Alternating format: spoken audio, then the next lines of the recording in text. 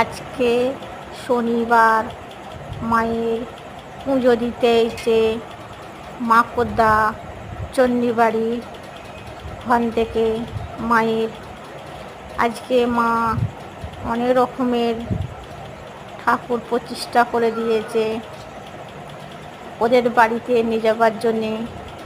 তা তোমরা দেখতে থাকো ইউটিউব চ্যানেলে স্বপ্না দেবী কেমন পুজো করছে, তোমরা দেখতে থাকো।